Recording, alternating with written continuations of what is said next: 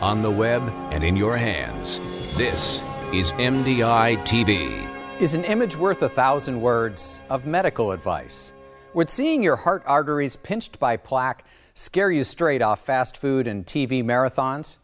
After seeing spots in your lungs, would you snuff out your last cigarette, but for real this time?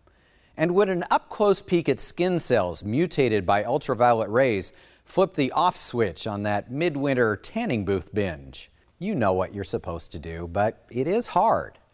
Would actually seeing the toll on your body give you that kick you need to make changes? That's the basic question asked by researchers who combed through all the trials they could find that tested the premise that seeing really is believing when it comes to linking behavior and health. But they found only 9 studies to plug into their systematic review of the evidence that they published in the Cochrane Library.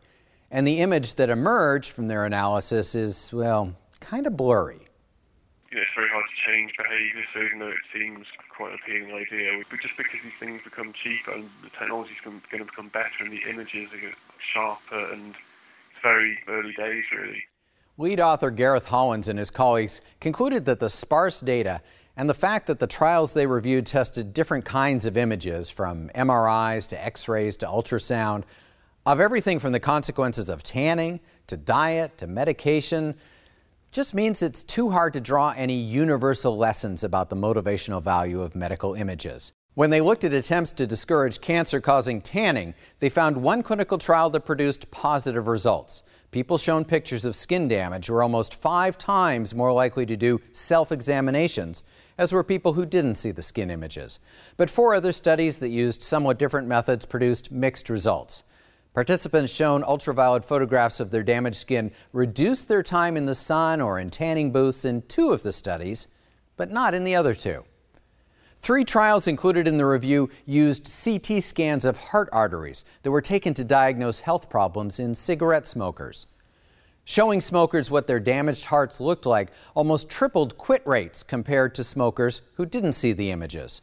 The researchers speculated that the effectiveness they saw in trials looking at smokers might reflect the fact that smoking cessation has been studied more than almost any other kind of behavior change.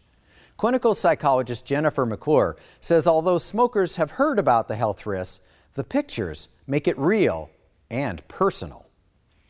And the test results provided some very tangible evidence about harm that had been done that could be clearly linked to their smoking.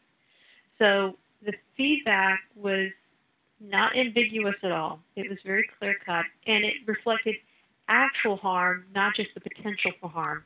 Dr. McClure cautions that images don't work for everyone, and they're not a substitute for counseling or other interventions to help people make changes and sustain a healthier lifestyle. Researchers in Switzerland are following up on the earlier trials. A randomized clinical trial is underway to find out if having smokers take a hard look at themselves can spur them to see the light, or rather the reason not to light up.